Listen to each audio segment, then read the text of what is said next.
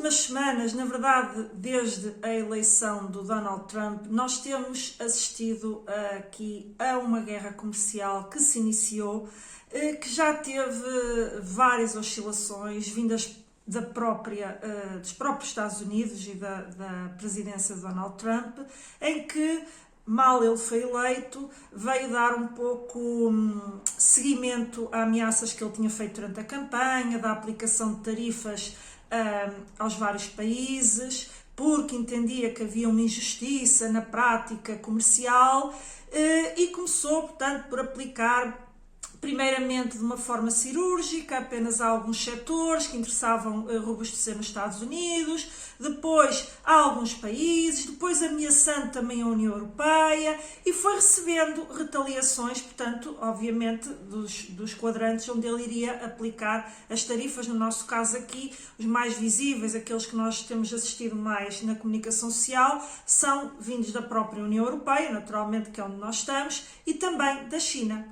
E isso, obviamente, também se verificou que houve um impacto gigantesco nos mercados financeiros, portanto, começou a haver uma incerteza, um hecatombe, digamos, nos próprios mercados financeiros, e isso, a América em particular, é muito dependente do bom funcionamento dos mercados financeiros, e isso já trouxe também recuos do próprio presidente Donald Trump, que agora, portanto, face às retaliações, agora até decidiu uma suspensão de 90 dias, vamos ver se ela se mantém, se não se mantém, porque a cada dia, a cada semana, vão surgindo novidades e oscilações, portanto, nesta que é quase já a telenovela em torno das tarifas.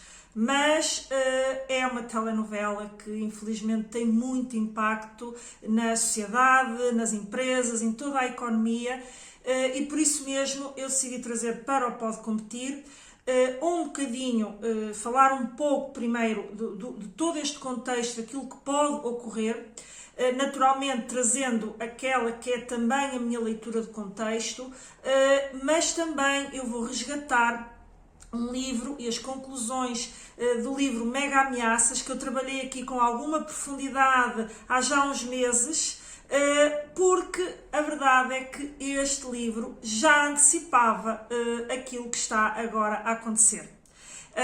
E na altura eu trouxe quase como uma forma preditiva com base naquilo que o livro dizia, mas agora nós estamos efetivamente a viver o cenário e vamos tentar perceber um pouco o que é que este cenário pode trazer de impacto à economia e obviamente depois a economia, as empresas estão inseridas nas economias e o que é que isso pode trazer para as empresas. Portanto, se realmente você já está a sentir, ou mesmo que não esteja a sentir os impactos na sua empresa desta guerra comercial que se instalou, eu acho que é importante você inteirar-se, procurar saber sempre um pouco mais, porque há muitos impactos destas guerras comerciais que não são diretos, mas vêm por via indireta. E é sobre isso que vamos falar hoje no Pode Competir.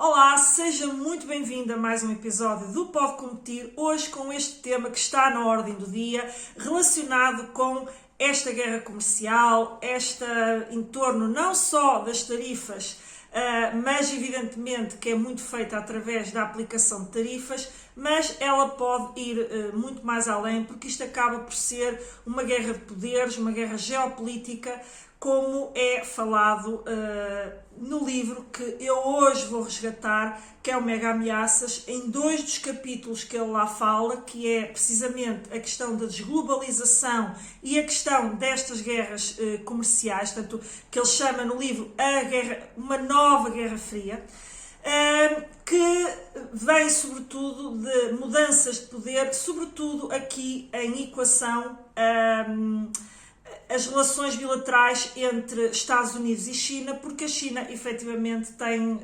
assumido posição de liderança em vários setores e isso de alguma forma assustou e tem fragilizado a economia americana, porque deixou de ser a detentora da maior economia mundial, portanto começa a ser ameaçado esse seu posicionamento.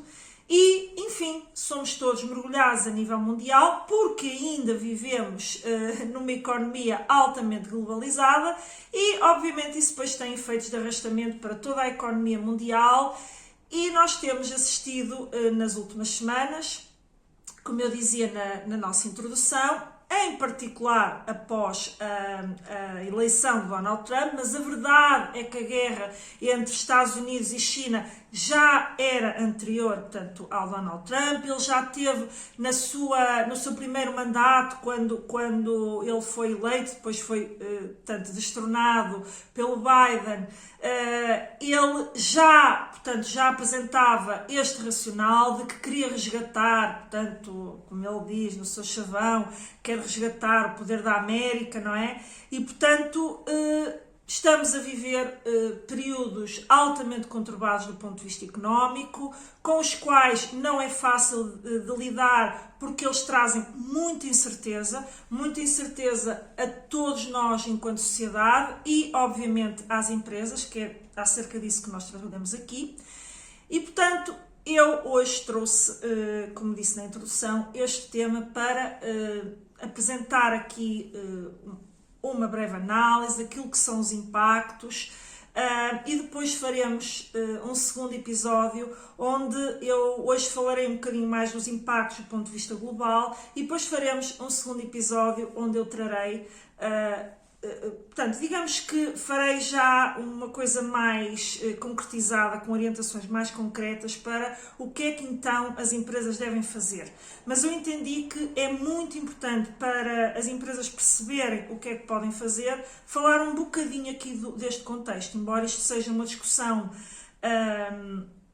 que poderia dar, enfim, vários episódios, poderia dar um programa muito vasto, que obviamente há até, portanto, especialistas, portanto, nesta análise da história económica, da evolução económica e, portanto, de todos, e por isso mesmo é que eu trago as conclusões de um autor que estuda isso, portanto, que é o Nouriel Roubini. Para quem não assistiu a esses episódios, é deste livro aqui que eu estou a falar, Mega Ameaças, de Nouriel Roubini, onde, quando eu apresentei, portanto, como eu disse na introdução, já muito ele antecipou, e quem tiver a curiosidade de ver esses episódios e até de ler o livro, vocês vão perceber que, efetivamente, este cenário já era, de alguma forma, antecipado por estes especialistas que trabalham em torno, portanto, de antever, portanto, aquilo que pode ocorrer, que não é, obviamente, a minha área.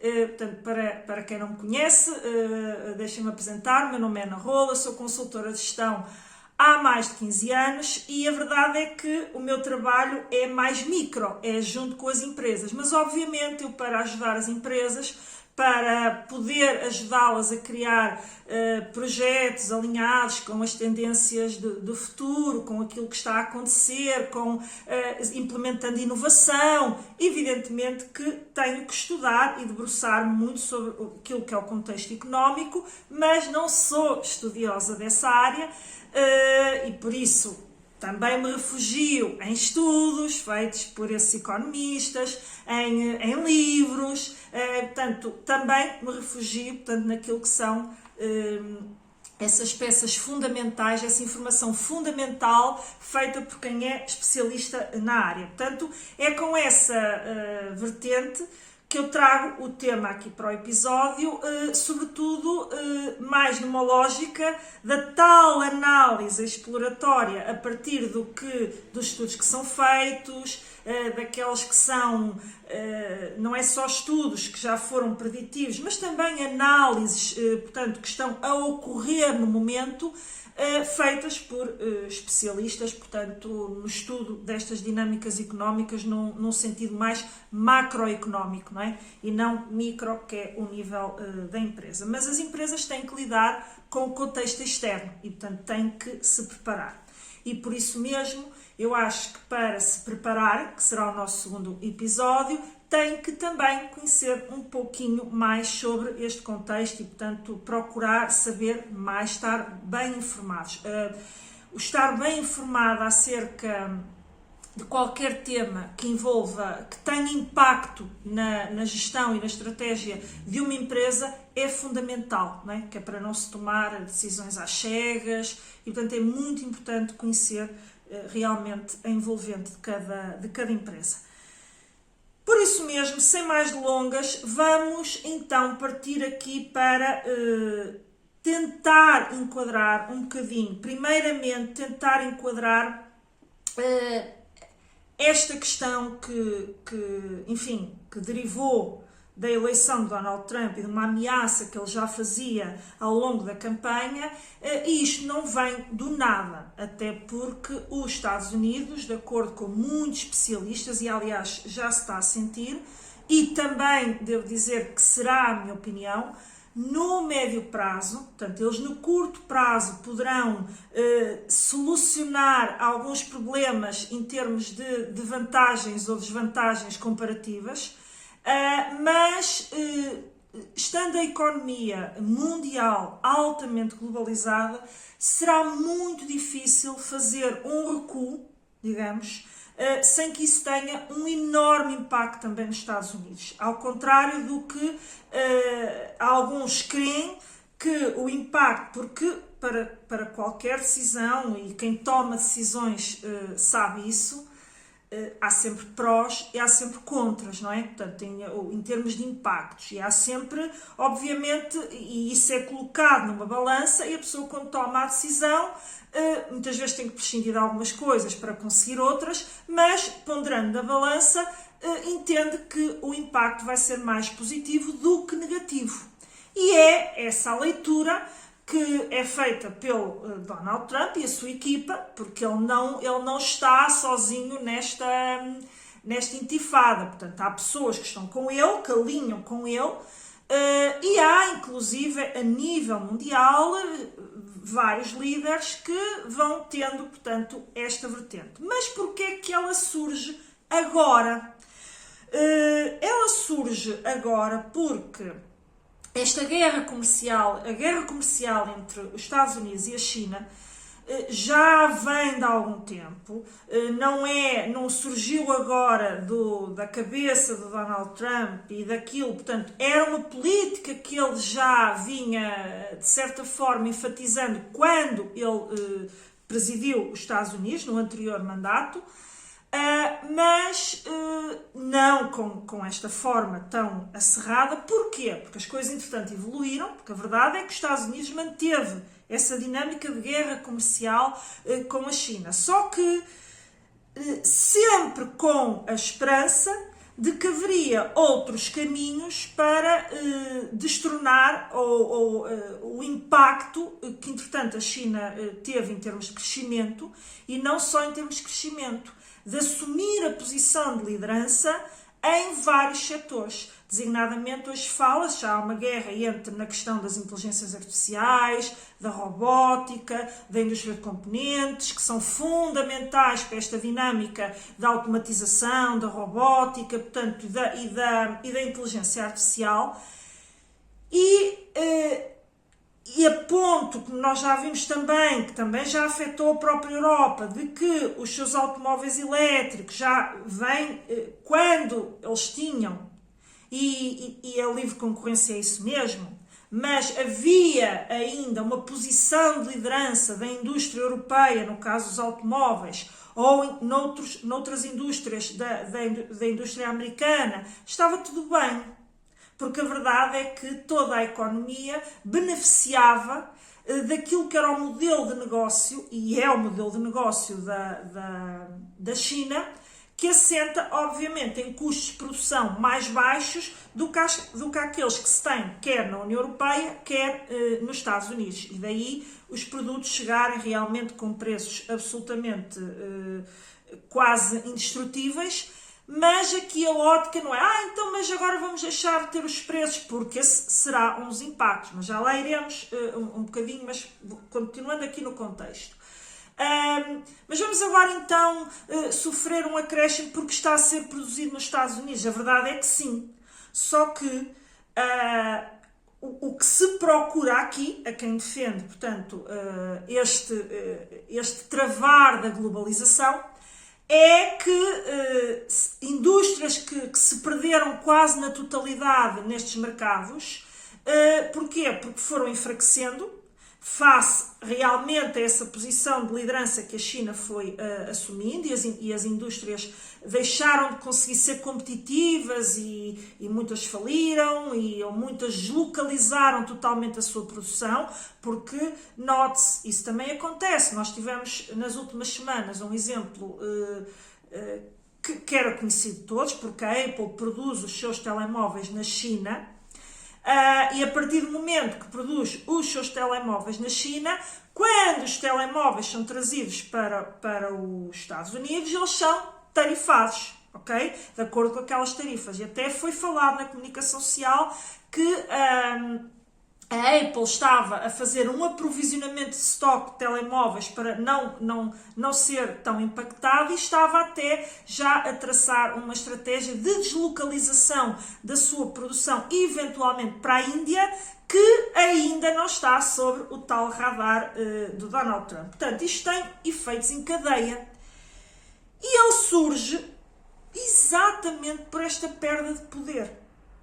Porque a China, ao assumir um poder económico que não tinha até então, o que é que acontece? Ela passa a ter um poder em termos geopolíticos que, de acordo com muitos especialistas, pode comprometer aquilo que é o nosso modelo em termos de segurança, o nosso modelo em termos até de governação política, e portanto isto não é assim, não surge do nada. Um belo dia o Donald Trump acorda e decide aplicar tarifas retaliativas a todos os países. E portanto isto tem um contexto que até muitas pessoas estranham, dentro dos próprios Estados Unidos da América, que é, bom, durante muitos anos mesmo, eu não sei agora exatamente o ano, se eu conseguisse encontrar aqui no livro, mas ele no livro, no capítulo A Nova Guerra Fria, ele fala disso, em que durante muitos anos, penso que desde 1970 e não sei se 77, pronto, na década de 70, a América começou a querer exatamente o contrário.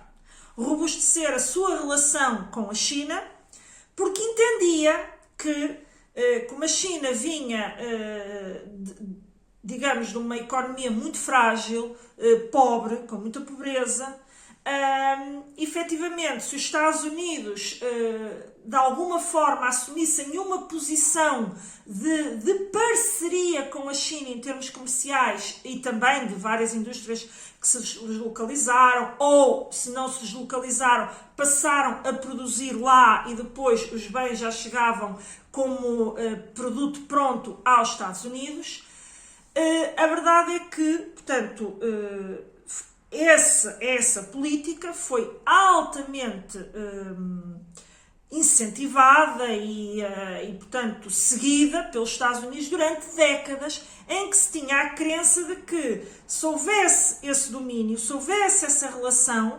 poderia-se, por um lado, até mudar o tipo de regime político da China e, inclusive, garantir, portanto, aquela harmonia em termos de poder geopolítico, que é muito feita através das políticas de defesa que nós temos em paralelo com os Estados Unidos, a NATO, não é? E depois há também a Rússia, que agora quer e vê como vilão a NATO. Reparem como depois, ao cruzar-se estas informações, se percebe que é isto que eles veem como vilão. É quem detém o poder militar, detém também um poder em termos geopolíticos que ameaça qualquer outra superpotência.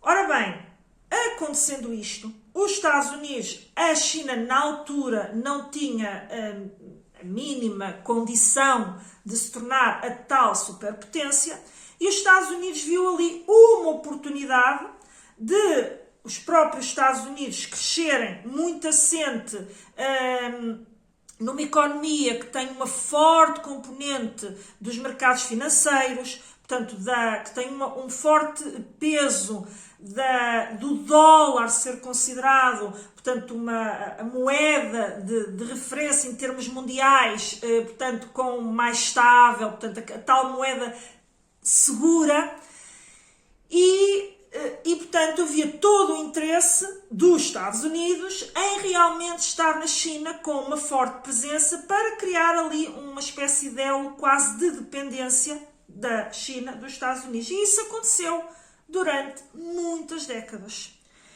Em simultâneo, a China, tanto ia implementando os seus planos de crescimento, e foi isto que talvez não se tenha conseguido antever, portanto, na sua plenitude, porque a verdade é que nunca se consegue adivinhar o futuro, não é?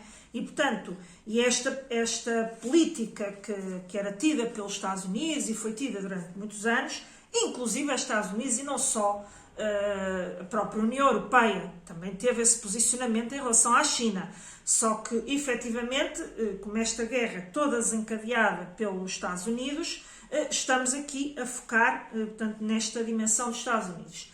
E a verdade é que as coisas correram como eles previam, como eles queriam, e os Estados Unidos cresceu muito também por efeito, portanto, dessa boa convivência com a China, porque tirou proveito daquilo que poderia tirar proveito para o seu próprio crescimento, e isso foi muito confortável para os Estados Unidos durante muito tempo, mas quando a China se começou a sobressair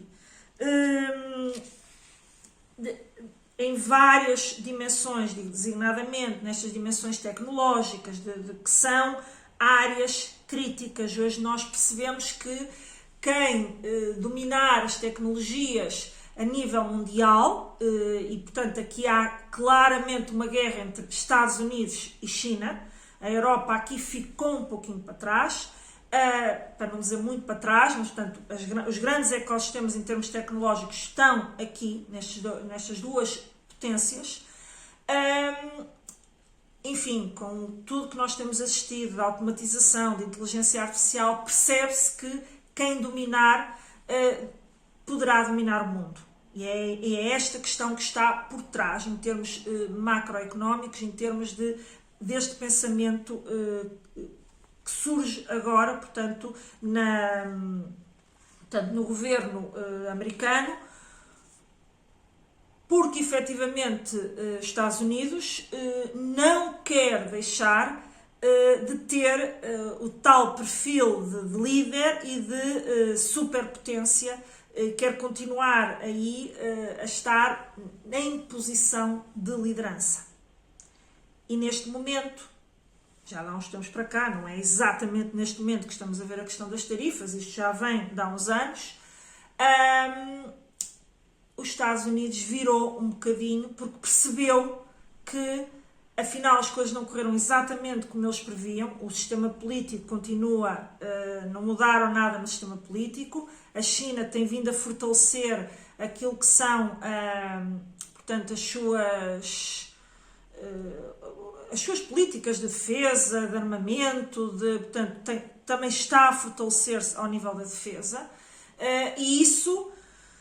e todos nós sabemos que a China tem parceiros económicos preferenciais, eu não diria económicos, porque económicos a China continua a precisar muito dos Estados Unidos e da União Europeia, porque está aí o poder económico do consumidor, ok? Mas, em termos de parcerias geopolíticas, vê-se, apesar deles assumirem sempre uma posição de hipotética neutralidade, toda a gente percebe que essa neutralidade não existe, e isso também é falado aqui no livro do Mega Ameaças, que está muito encostada à Rússia, à Coreia, ao Irão e a outros países que representam uma ameaça ao Ocidente, à tal, portanto, potência ocidental, portanto, enquanto modelo económico de defesa, de governação e de soberania, etc. E portanto, tudo isto assusta, mas os Estados Unidos decidiu, já tem vindo a implementar medidas, como eu disse, e o Donald Trump entendeu que não havia mais tempo para esperar e decidiu ir para estas medidas, que são medidas de política económica, da aplicação das tarifas, na ótica dele, para regular o comércio e equilibrar a sua balança comercial. Bom, feito este contexto, é importante perceber que, e é aqui que entram as efetivas diferenças em termos de opinião daquilo que será o impacto desta política de tarifas. Porque as tarifas, numa primeira fase, podem ter o tal impacto, e isto é também a minha opinião, podem ter o tal impacto regulador, de que ok, que se há produtos que eu não sou tão competitivo e quero robustecer a competitividade daquilo que são os produtos e travar a entrada de produtos vindos de outra economia, portanto, criar o tal equilíbrio na balança comercial, elas podem ter efetivamente um impacto. Porquê? Porque os produtos vão entrar muito mais caros e o consumidor, que não quer ser penalizado e quer continuar a ter tantos produtos que ele possa pagar, ele tentará encontrar outras soluções. E os produtos americanos podem passar a surgir como mais competitivos, portanto, nesse eixo. Ok? Só que depois, e veja-se que isso tem um tal impacto que o efeito o que a Apple fez, não é? O efeito que já teve na Apple, que é uma empresa americana, de tentar já, primeiramente, colocar mais estoque nos Estados Unidos para antes da aplicação da entrada em vigor das tarifas e depois já estar a tentar deslocalizar, criar um mecanismo para que a produção, por exemplo, passe para a Índia. Ok? Portanto, isto tem um efetivo impacto, não há como. E, portanto, porquê? Porque a Apple não quer que os seus telemóveis passem a entrar com um custo muito acrescido, das duas uma. Ou esse custo era absorvido pela empresa e isso diminuía os seus lucros e ela mantinha o preço para o consumidor, ou ela teria que colocar o custo no consumidor. Só que a guerra não é uma guerra, não é? Como se diz, uma guerra comercial. Não está apenas de um lado, ou seja, não podemos contar apenas com aquilo que um eixo decide fazer. No caso, os Estados Unidos. Eu quero equilibrar a minha balança, é aqui que eu sou, digamos, mais prejudicado e eu vou aplicar tarifas A, B, C ou D em termos de produtos ou vou penalizar mais o país A em detrimento do país B e isto vai ficar tudo equilibrado, tudo uma maravilha. Só que não é isso que acontece. Porque os outros países, dos quais os Estados Unidos ainda têm aquela posição e aquele posicionamento que eu sou a superpotência e todos vão abanar e todos vão querer negociar comigo e portanto, eles estão dependentes de mim, não vão retaliar na mesma medida. Não é que ele não esteja à espera que hajam retaliações, mas ele entende que a proporção da retaliação não vai ser na mesma medida e que isso, a médio e longo prazo, vai fortalecer um regresso das indústrias aos Estados Unidos. Ok? E isso pode sim acontecer numa primeira fase. Pode sim acontecer.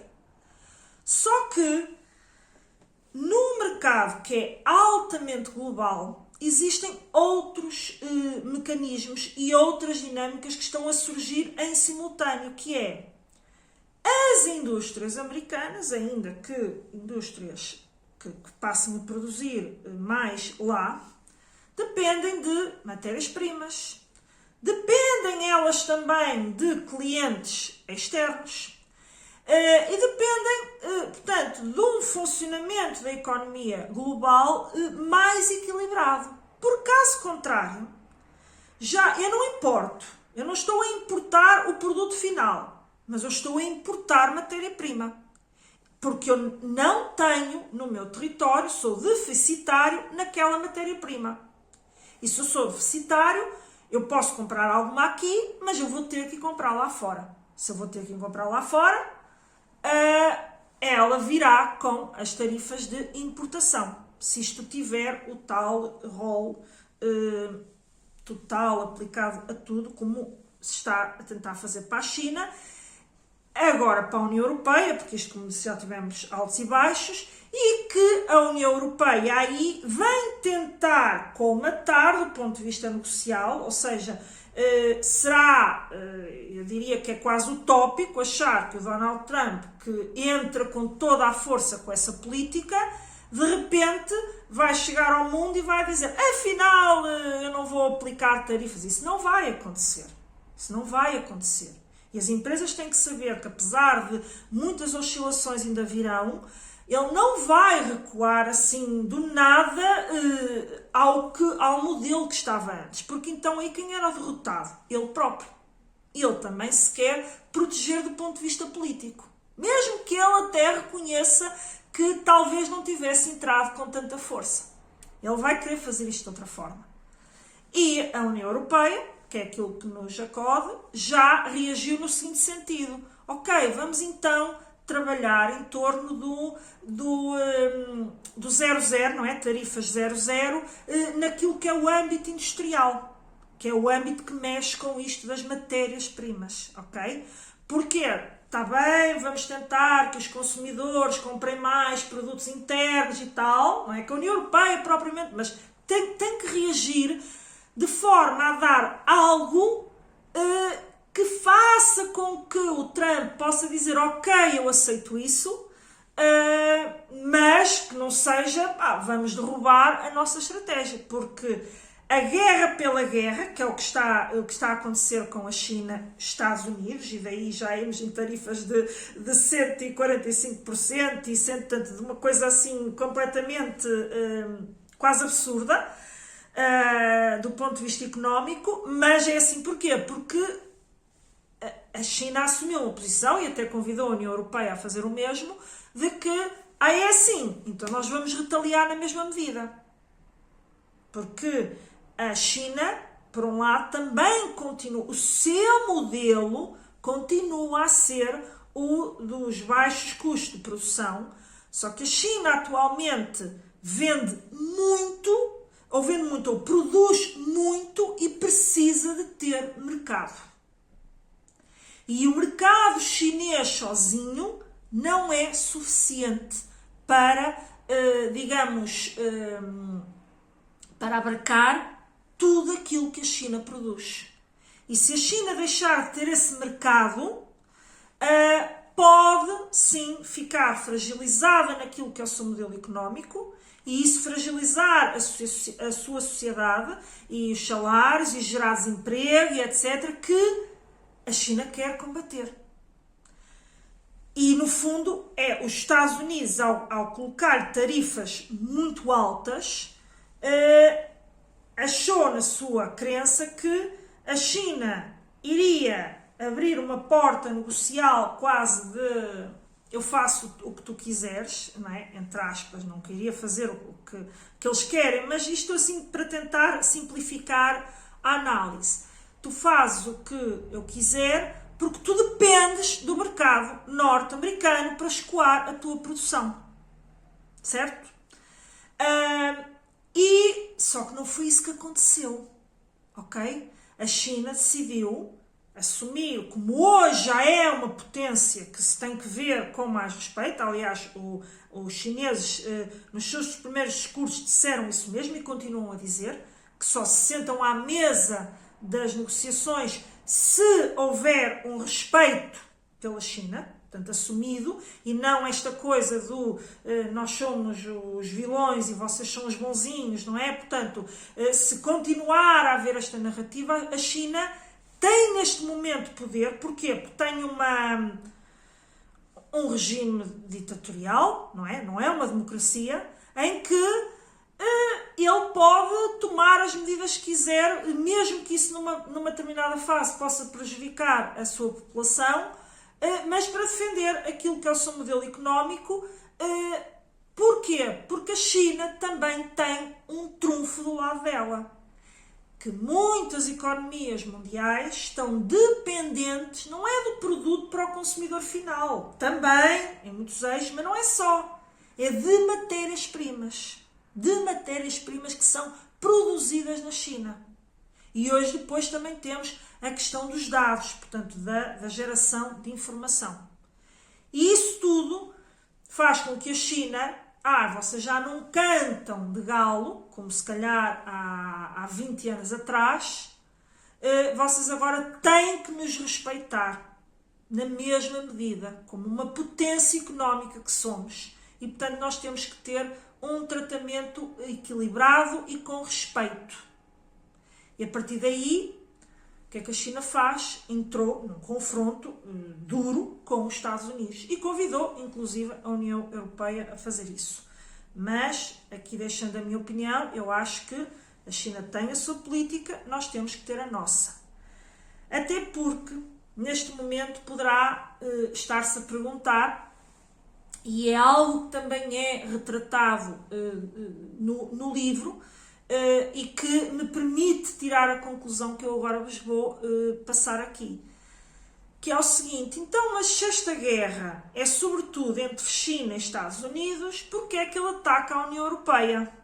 Bom, a União Europeia, ele vem com aquela narrativa da injustiça e de que a União Europeia rouba aos Estados Unidos e etc., que inclusive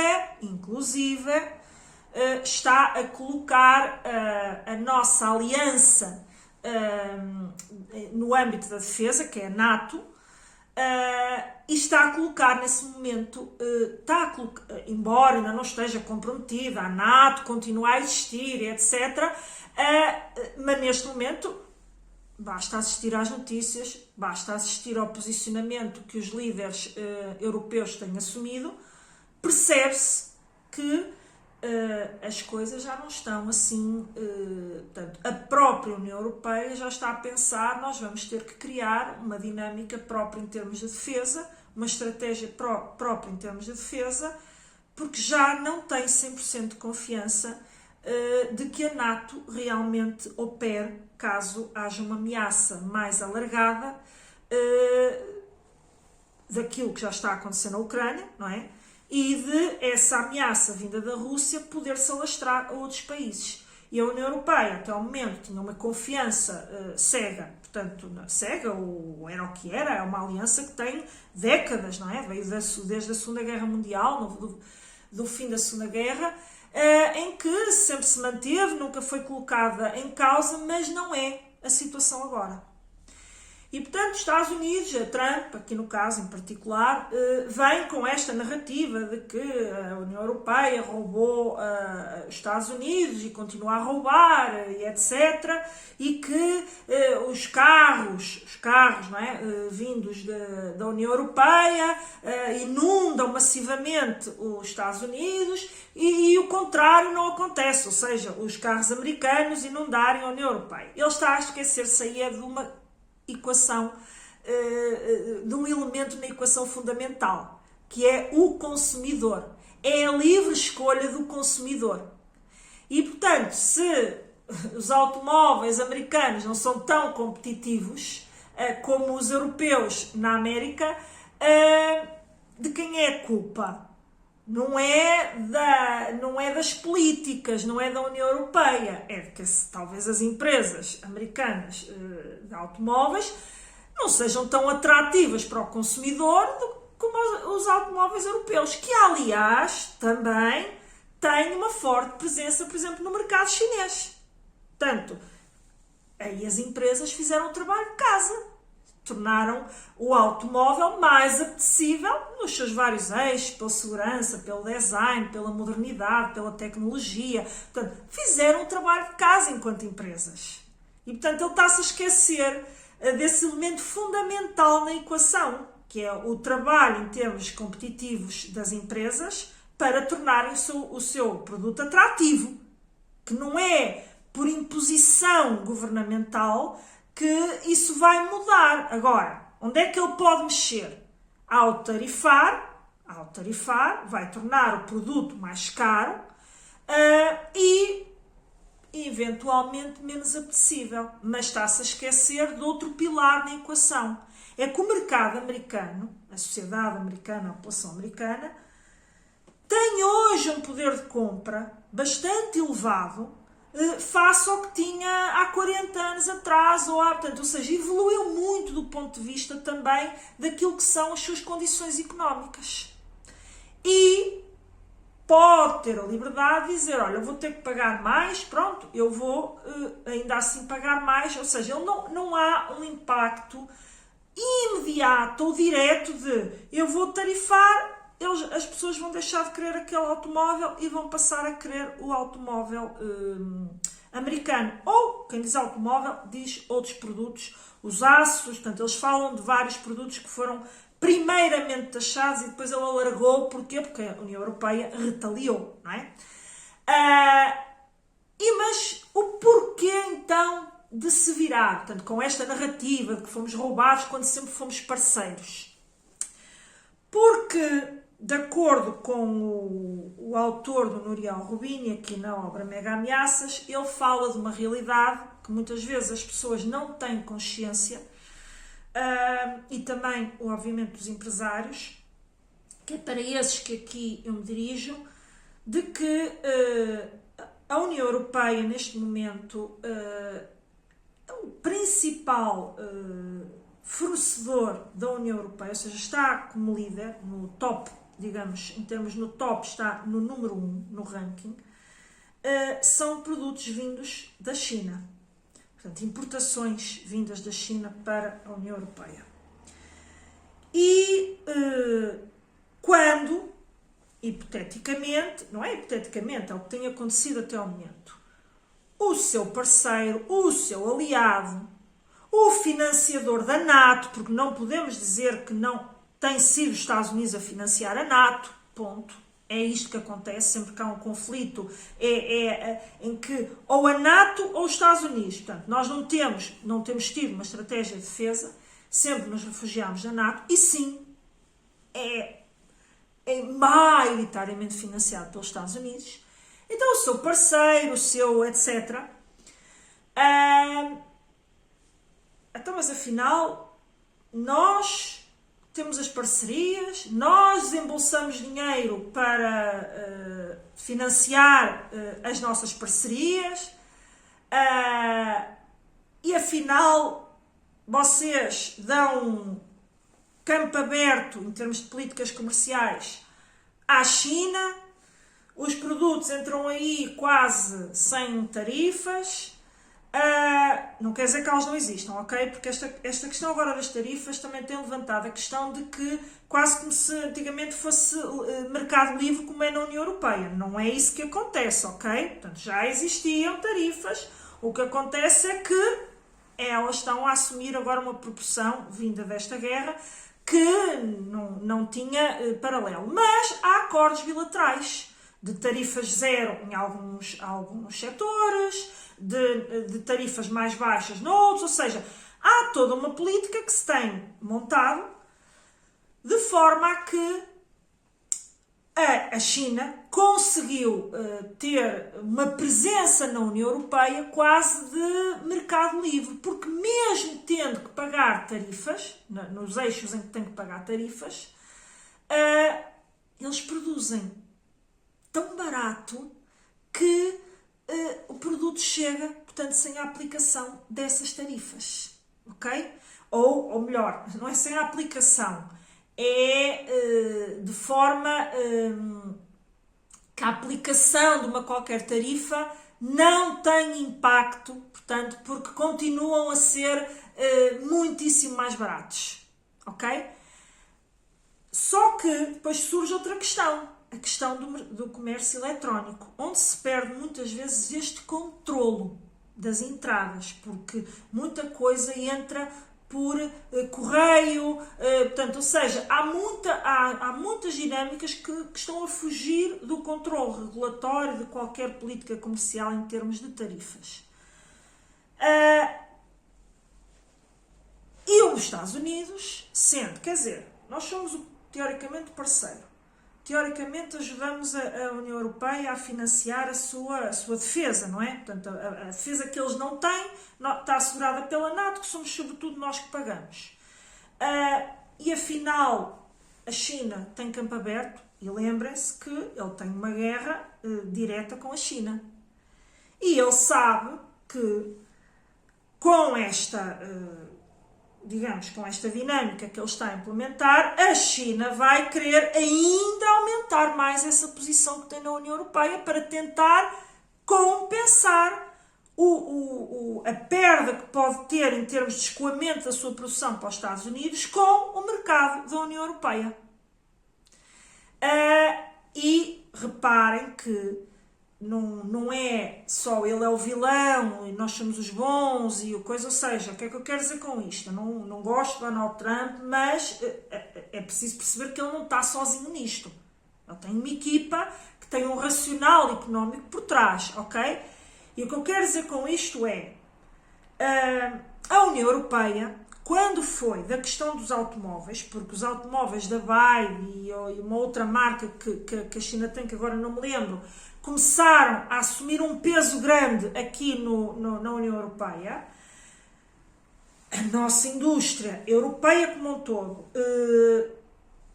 tem uma forte, em termos competitivos, uma forte presença do setor automóvel.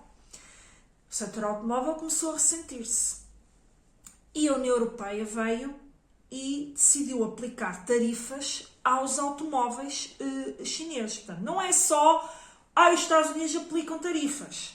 Não foi para tarifas de 100 e tal %, nem nada que se pareça. Mas o que eu quero dizer com isso é que o jogo das tarifas, em termos comerciais, é um jogo que faz parte de um equilíbrio económico. Portanto, é uma política económica que é tida pelas várias economias para regular elementos da sua competitividade fundamentais. Para não ser, porque senão éramos todos um mercado livre e não somos, ok? Portanto, a União Europeia entre si não é? Que, aliás, esse é o cerne da União Europeia. Estados Unidos, entre os vários Estados, também. Portanto, ou seja, mas tem que se regular o que vem destes mercados, senão a nossa competitividade é posta em causa, os nossos postos de trabalho são postos em causa, portanto, é tudo, o nosso modelo de sociedade é posto em causa. E, portanto, tem que haver esse cuidado. E, portanto, a União Europeia, quando entendeu que sim, também aplicou tarifas aos automóveis vindos da China. E, por isso, isto é uma política tida para fazer esta regulação. Só que a China, não é?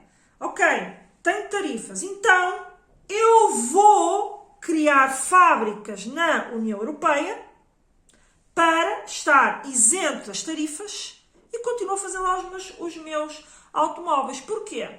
Porque a China atingiu um nível de automatização em termos industriais de que hoje já tem fábricas totalmente robotizadas, em que são robôs em vez de pessoas que estão a produzir, em que não tem o consumo energético que têm as indústrias europeias, porque ainda não estão tão robotizadas, e vem com esses modelos aqui para a Europa.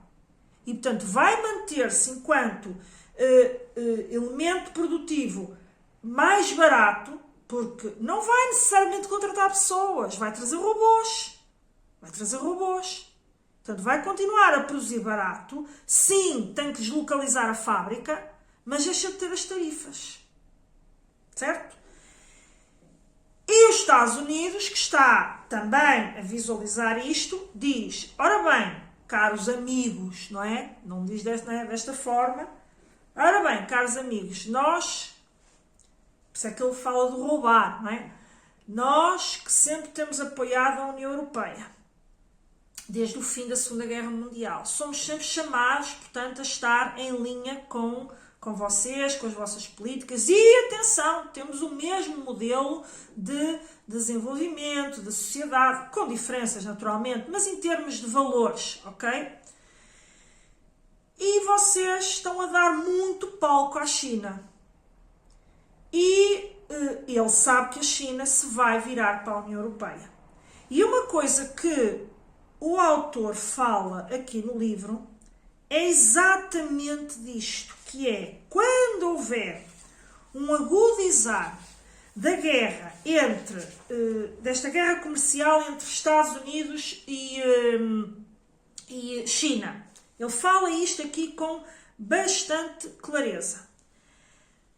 Os Estados Unidos podem, ele na altura, portanto isto é preditivo, diz, os Estados Unidos podem vir a impor que a União Europeia tome, não é? Ou seja, assuma de que lado está. Se está do lado dos Estados Unidos ou se está do lado da China. Portanto, ele fala aqui com muita clareza, portanto, e daí o tal perigo que nós temos enquanto União Europeia. Porquê? Porque estamos muito dependentes, ou já estamos muito dependentes da China, do que vem da China neste momento, mas precisamos dos Estados Unidos. Não só, porque obviamente não nos vamos querer colar a valores com os quais a União Europeia não se revê, que são impostos pelo regime chinês e até pelos parceiros, pelos seus aliados preferenciais. Portanto, a União Europeia não se vai querer encostar a isso, mas a verdade é que precisa da produção chinesa. Precisa de matérias-primas, de produtos finais, precisa dessa produção.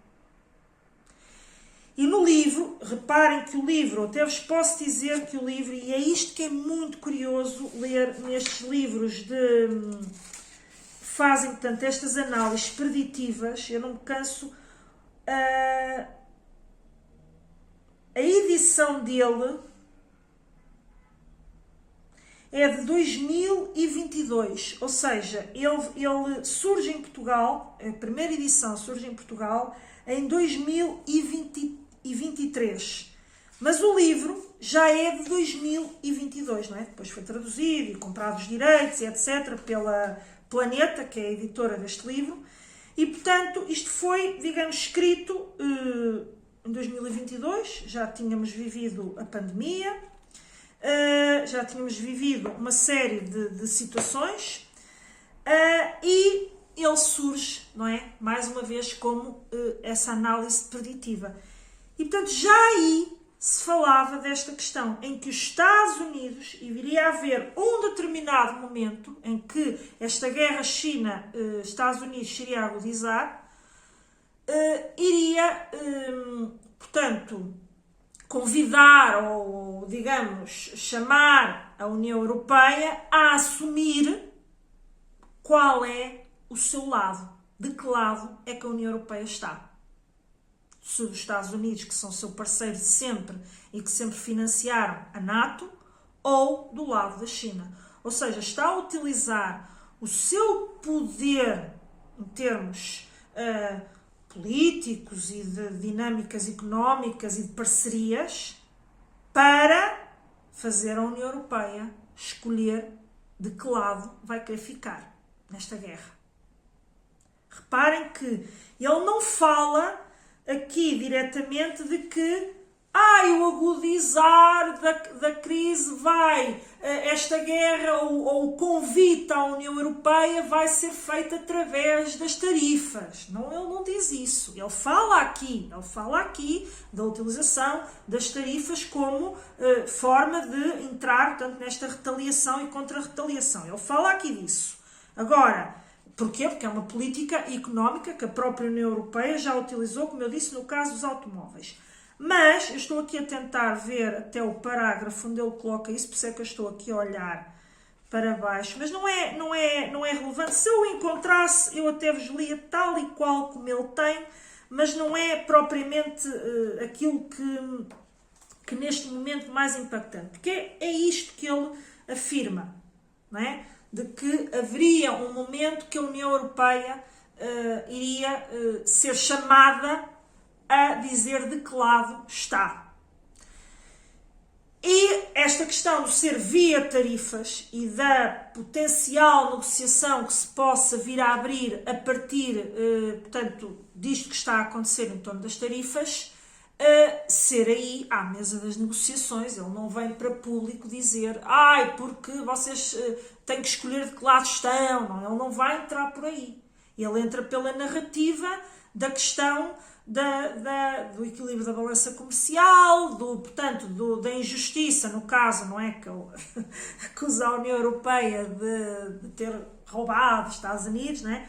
Tem a ver com isso nato, e portanto, a verdade é que a União Europeia, quando se sentar à mesa negocial, isto já sou eu, já é a minha opinião, daquilo que é a minha interpretação disto que ele aqui também afirma no livro, é de que vai ser convidada a dizer: meus caros, nós até estamos dispostos a ceder, mas de que lado é que vocês estão? Vai continuar a ser tudo igual com a China? Vocês não vão fazer nada em relação à China? Ou seja, vocês vão querer que os Estados Unidos vos continue a estender a passadeira enquanto parceiro, e vocês não vão travar este crescimento gigantesco que a China está a assumir e o poder geopolítico que, devido a isso, a China está a assumir? Eu não sei se é isto que vai acontecer. Ninguém sabe, não é? Ninguém sabe o que é que vai acontecer verdadeiramente. Nós estamos agora num jogo negocial, num jogo que foi lançado, mas de acordo com toda a análise que ele faz, com atenção que eu quero chamar a atenção que ele começa, por exemplo, a análise por isso é que eu trouxe até o início, portanto, deste episódio. Ele faz todo com bastante cuidado, ele faz, portanto, ele retrata, ele mostra toda a evolução, portanto, desta relação China-Estados Unidos, desde o tempo em que eles até eram super parceiros e potenciavam e queriam, portanto, fomentar o crescimento da China, até termos chegado a esta situação. Portanto, ele faz isto com bastante detalhe, como eu disse no tal capítulo, A Nova Guerra Fria. Também o convido a ver o episódio das mega ameaças. Eu não sei agora exatamente porque foram vários episódios. Eu agora não sei lhe dizer exatamente, mas se você vir no descritivo do episódio, está lá referenciado que capítulo é que foi tratado e, portanto, você poderá encontrar. Mas a verdade é que esta questão das tarifas que nós agora vemos tem por trás muito mais do que uma simples guerra de tarifas que se pretende equilibrar, sim, uma balança comercial, mas isto tem muito mais por trás. Isto é uma guerra de poderes, é uma guerra geopolítica de que quem é que vai continuar a ser o pilar fundamental, aquele que tem maior poder no mundo, poder de influência, poder de defesa, poder de, não é? Portanto, de quem todos têm receio de atacar, de intimidar, até de fazer um próprio ataque aos Estados Unidos. Portanto, vai muito para além da simples aplicação de tarifas, no sentido de, na ótica dos Estados Unidos, regular o comércio internacional, porque é isto que ele, no seu discurso, ele passa para o mundo. Estamos aqui a falar de uma regulação, digamos, daquilo que são o comércio global, ok? é muito mais do que isso. É uma guerra de poder sem sombra de dúvidas. E, portanto, mais uma vez, a quem se interessa, em quem quer aprofundar um pouco mais conhecer um bocadinho mais esta história, como é que se chegou aqui e como é que efetivamente a União Europeia entra aqui quase como, quer dizer, eram nossos amigos e agora viram nossos inimigos, não é? Ou agora também nos veem como o mal da fita, então, também não era só com a China que eles andavam em guerra. Isto pode ser, digo isto pode, não é? Porque a conclusão não é tirada desta forma em torno de tarifas, mas é clarinha, está aqui. Isto pode ser o tal convite que os Estados Unidos está a fazer à União Europeia para definir qual é a sua posição.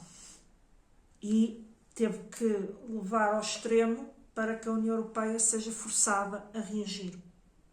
E seja forçada a reagir, imagine-se a favor de quem? Dos Estados Unidos, não é? E, portanto, é isto que ele quer conseguir. E lançou os dados.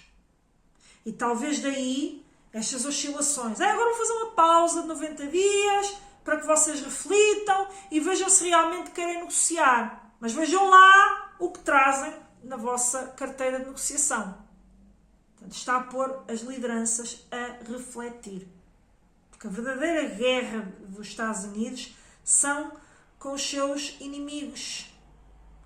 A China não foi sempre um inimigo, do ponto de vista, não é? Portanto, os Estados Unidos achava que conseguia alterar os valores e a forma como a China se organiza e introduzir lá a democracia.